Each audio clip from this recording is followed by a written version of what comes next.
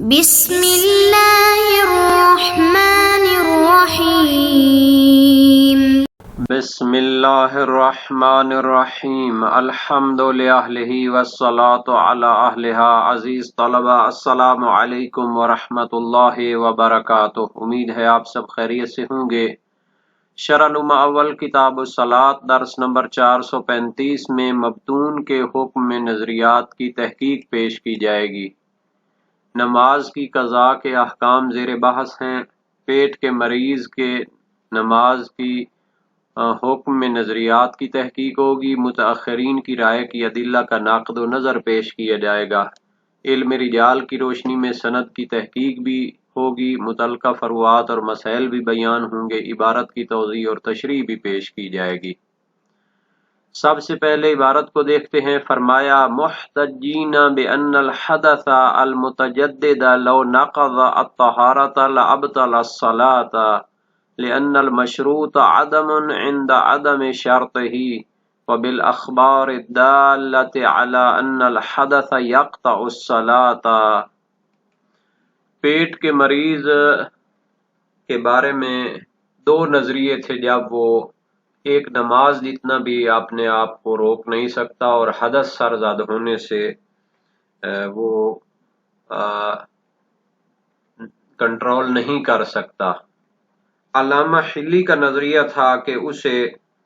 اگر اتنی شدید مرض ہو تو پھر درمیان نماز میں اگر اس کا حدث سرزد ہو جائے تو اس سے نماز باطل نہیں ہوگی اور دوبارہ وضو کرنے کی بھی ضرورت نہیں ہے۔ تو وہ دلیل دیتے ہیں، متاخرین محتجین دلیل دیتے ہیں بأن الحدث المتجدد لو نقض الطہارۃ لأبطل الصلاۃ، کہ نماز کے اندر اگر حدث واقع ہوتا ہے، اگر وہ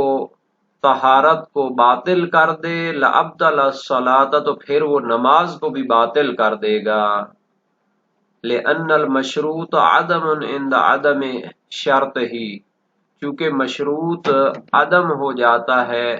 جب شرط معدوم ہو۔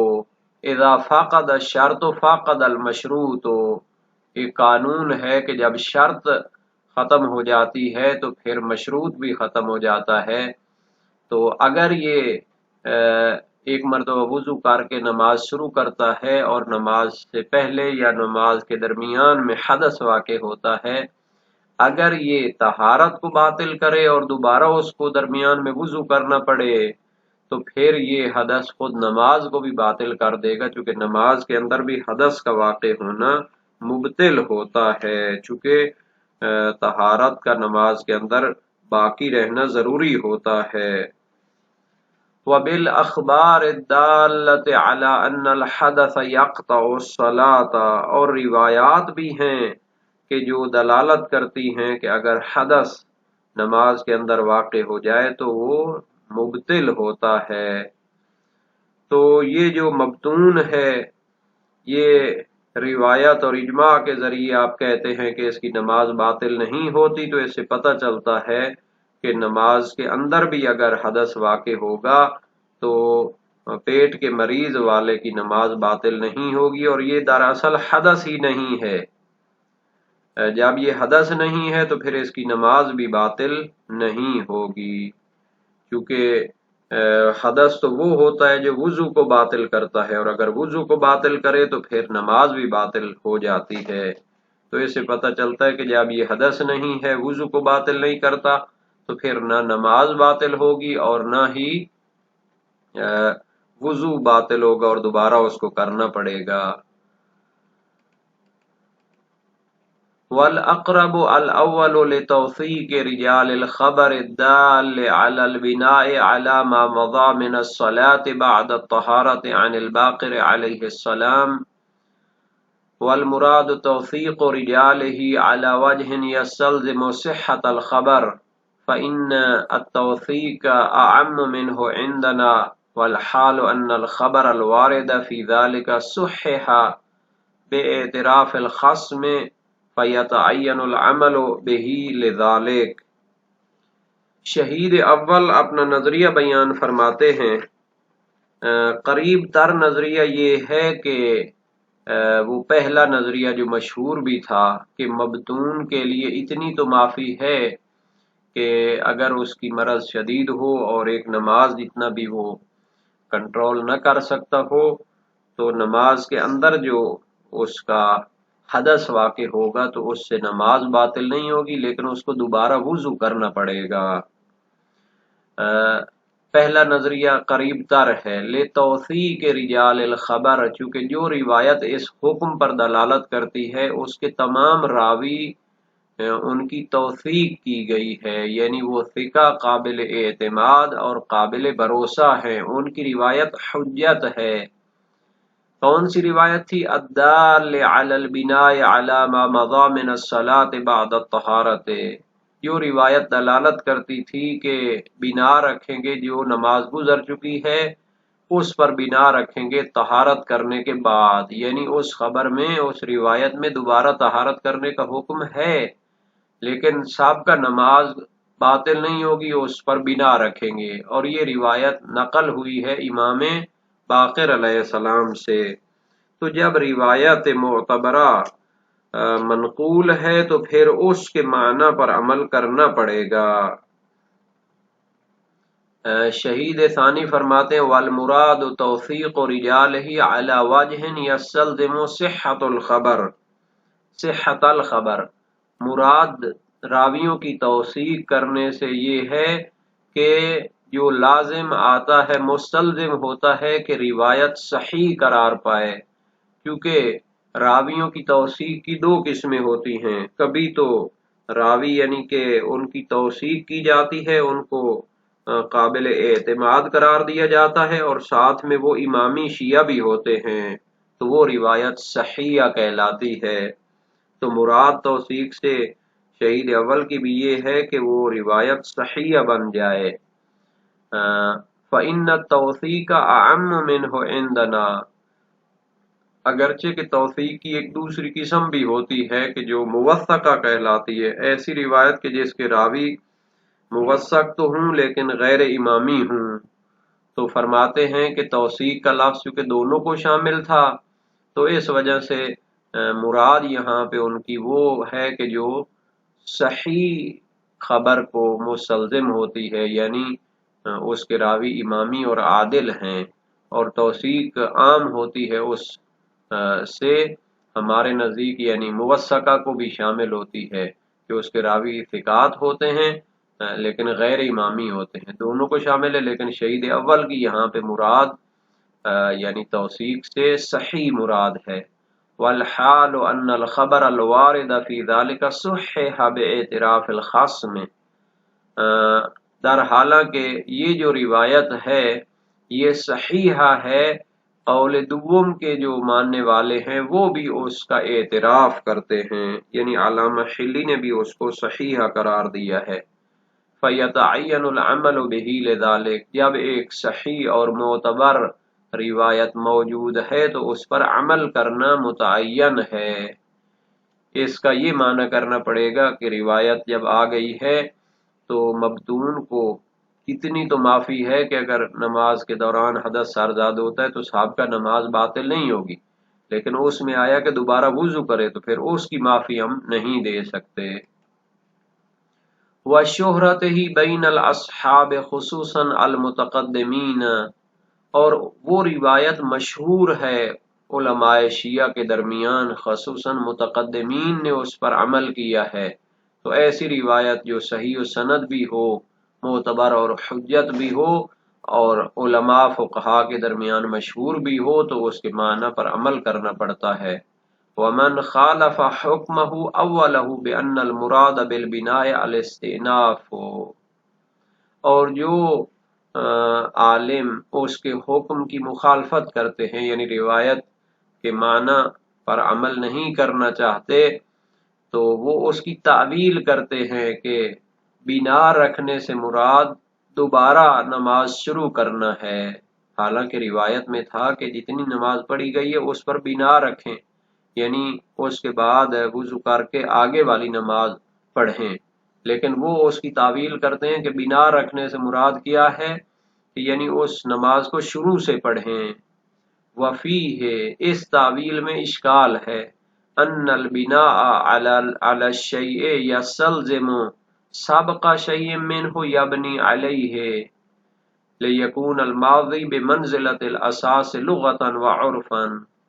اس میں دو اشکال ہیں۔ پہلا اشکال یہ ہے کہ بنا کسی چیز پر رکھنے کا معنی یہ ہوتا ہے کہ اس سے پہلے کوئی چیز موجود ہے جس کے اوپر وہ بنیاد رکھے گا، تاکہ وہ سابقہ جو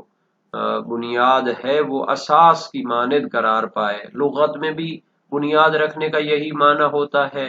اور عرف میں بھی بنیاد رکھنے کا یہی معنی ہوتا ہے۔ تو آپ بنیاد کو شروع سے لے کر آنے کو جو کہہ رہے ہیں یہ لغت اور عرف کے خلاف ہے، بلکہ لغت اور عرف میں بنا رکھنے کا معنی یہ ہوتا ہے کہ کچھ حصہ پہلے موجود ہے جس کے اوپر باقی حصے کو بنیاد رکھنی ہے۔ مع انہم لا یوجبون الاستئناف فلا وجہ لحملہم علیہ، حالانکہ وہ استئناف کو واجب نہیں سمجھتے، حالانکہ خود وہی جو دوسرے قول کے ماننے والے ہیں وہ شروع سے نماز پڑھنے کو واجب نہیں سمجھتے۔ اگر درمیان نماز میں حدث سرزد ہو جائے تو پھر دوبارہ سے نماز شروع کرنے کا تو وہ انہوں نے واجب نہیں کیا، تو پھر اس تعویل کا کیا معنی ہے کہ بنا رکھنے سے مراد شروع سے نماز پڑھنا ہے۔ فلا وجہ لحملہم علیہ، یا وہ خود اس کا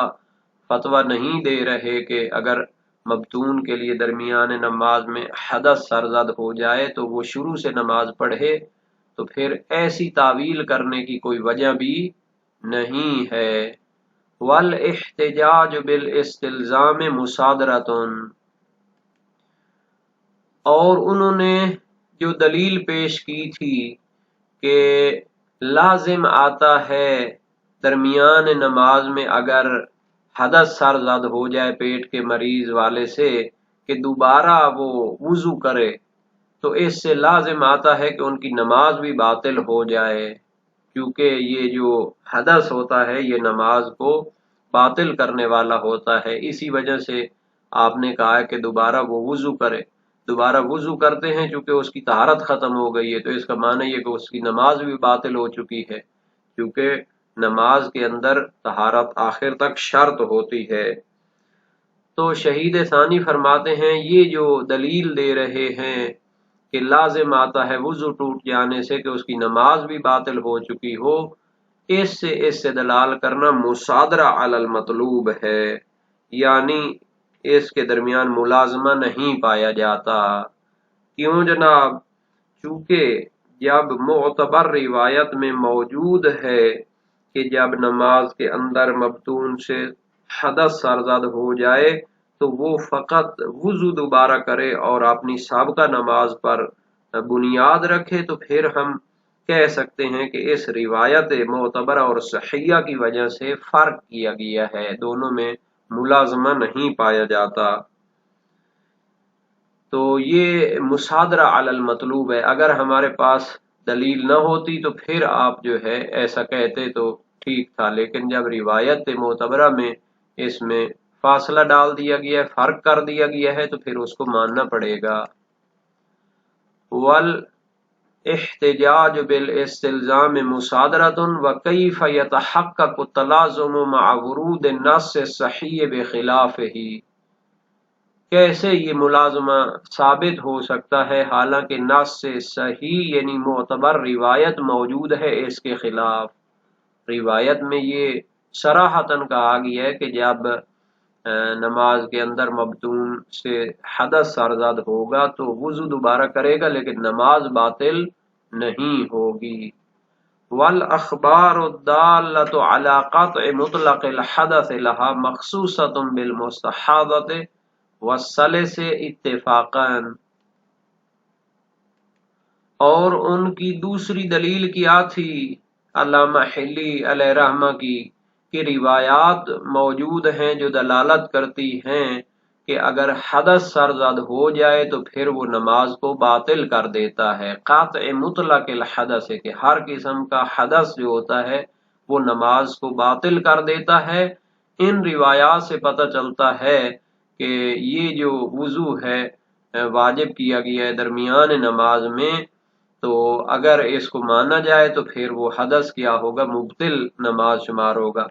اگر یہ درمیان میں جو کہا گیا ہے کہ حدث سرزاد ہوتا ہے اور اس کی حالت ایسی ہو کہ وہ اپنے آپ پر کنٹرول نہ کر سکتا ہو، تو پھر اس کے لیے دوبارہ وضو کرنے کی ضرورت نہیں ہے، چونکہ اس کا جو حدث ہے وہ حدث ہی شمار نہیں ہوتا۔ تو یہ روایات جو کہہ رہی تھیں، ان سے استدلال کیا جا رہا تھا کہ ہر حدث نماز کو باطل کر دیتا ہے، تو اس کے ساتھ جواب ہم دیتے ہیں مخصوصۃ بالمستحاضۃ، کہ مستحاضہ والی جو عورت ہوتی ہے اس کا نماز کے دوران بھی حدث سرزاد ہوتا رہتا ہے، لیکن اس کی نماز باطل نہیں ہوتی۔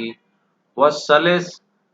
یعنی جس کو پیشاب کے قطرے آنے کی بیماری ہے اور اصلاً اس کو نہیں روک سکتا، تو اس کا حدث بھی نماز کو باطل نہیں کرتا اتفاقاً، اس پر تمام علماء کا اتفاق ہے۔ تو پس یہ بھی آپ کی دلیل ٹھیک نہیں رہی، بلکہ اس کو چاہیے کہ جو حکم شریعت میں معتبر احادیث میں آیا ہے اس پر عمل کرے، یہ نہ کہے کہ جناب علی اگر اس کا حدث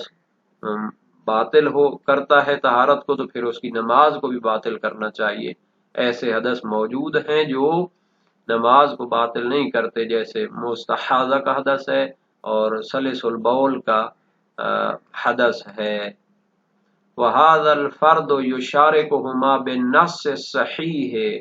اور یہ مبتون کا حدث بھی ان دونوں کے ساتھ شریک ہے چونکہ نص صحیح موجود ہے۔ وَمَسِيرُ جَمْعٍ إِلَيْهِ، اور علماء فقہا کی ایک جماعت نے اس کا فتویٰ بھی دیا ہے۔ وَهُوَ كَافٍ فِي التَّخْصِيصِ، پس وہ جو قانون تھا کہ ہر حدث نماز کو باطل کر دیتا ہے، اس کی تخصیص کی جائے گی کہ مستحاضہ کا حدث، سلس البول کا حدث اور مبتون کا حدث جو ہوتا ہے وہ نماز کو باطل نہیں کرتا۔ نعم هو غریب لکنہ لیس بعادم للنظیر،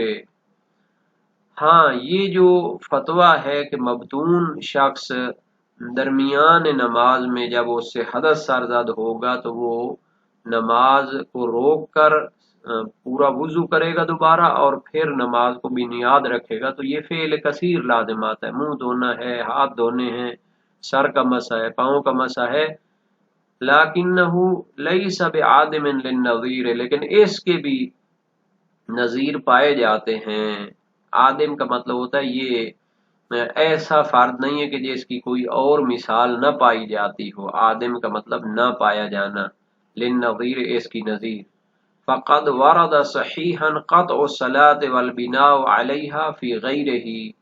حالانکہ اس صحیح و سند روایات موجود ہیں جن میں اس کی جو ہے مشابہ پائی جاتی ہیں مثالیں۔ صحیح و سند روایات میں وارد ہوا ہے کہ نماز کو روکے اور بنیاد رکھے جو پہلے پڑھ لی تھی۔ دوسرے موارد میں بھی، دوسرے موارد کون سے ہیں کہ جن میں نماز روک کر دوبارہ جو ہے مثلا اس کو آگے سابقہ جو پڑی ہوئی تھی اس پر بنیاد رکھنے کا حکم ہے۔ اگر کوئی شخص کسی غرق ہونے والے کو دیکھتا ہے تو پھر وہ نماز روک کر اس کو بچانے کے لیے چھلانگ لگائے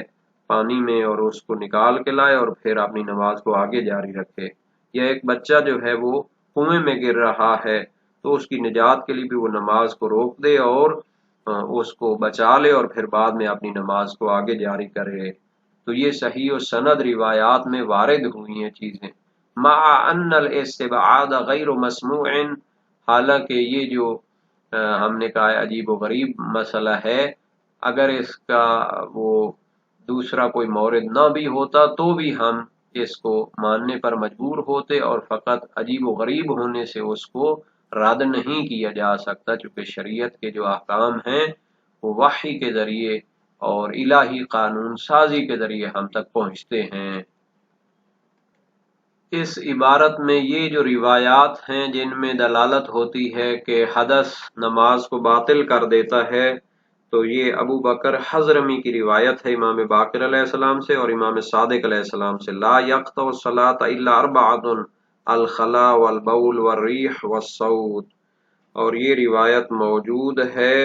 وسائل الشیعہ باب اول ابواب قواطع الصلاۃ میں۔ اور یہ جو توثیق رجال کی عبارت دی تھی شہید اول نے